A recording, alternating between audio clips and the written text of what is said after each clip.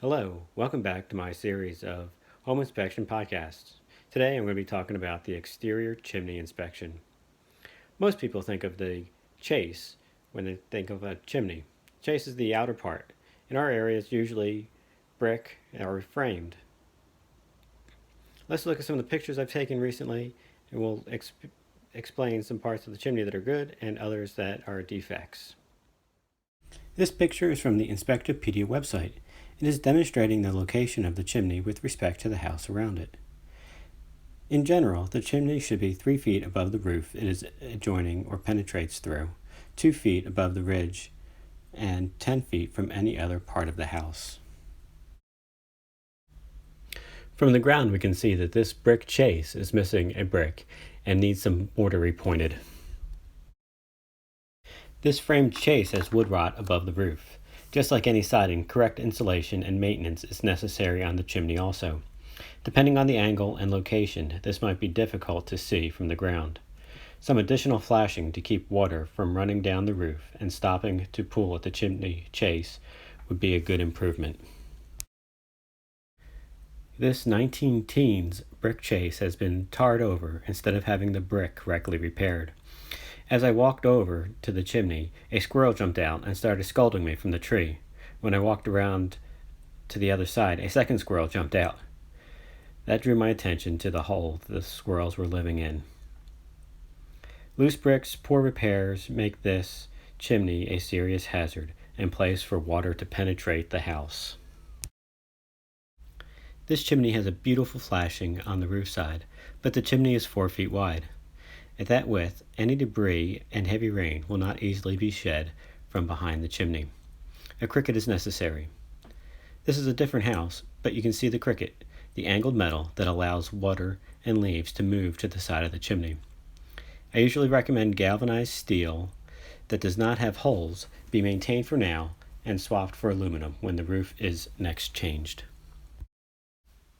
The chimney cap is the mortar or concrete layer that covers the top of the chimney chase. It should be one solid layer that keeps water from entering the top of the chase. This one appears to have been repaired twice, both unsuccessfully. This is a beautiful repair to the chimney cap.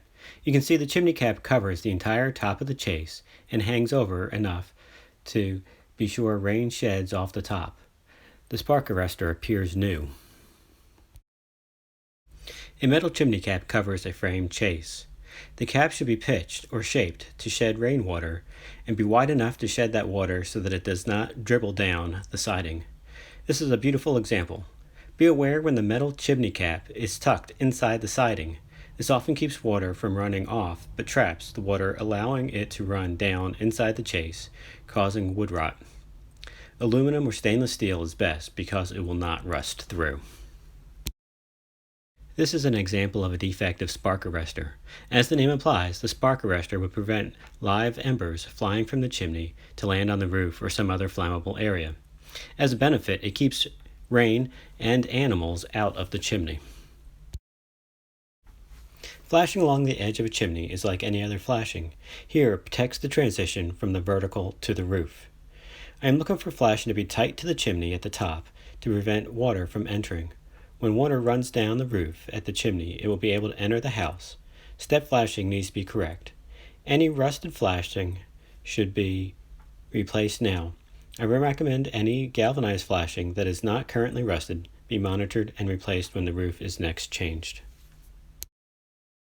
Let's talk about the flue, if the chimney has not been capped as shown here. Clay is common original flue liner for masonry chimneys. It should be clear of creosote and pieces line up. Gaps in the flue lining can release combustion gases to the house. This is a nice stone chimney with a metal liner. Inside a brick or stone chase, metal liner is usually from a repair. A metal liner is expected in a framed chase.